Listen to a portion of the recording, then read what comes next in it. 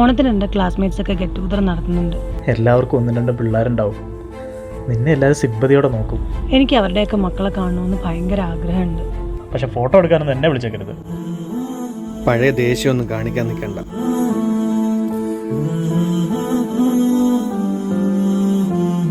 ഒന്ന് നോക്കിയൊക്കെ നടന്നൂടെ വിദ്യയെ? നിന്റെ അഹങ്കാരത്തിന് ദൈവം നിനക്ക് വേറൊരു പേര് കൂടെ തന്നത്, മച്ചീന്ന്.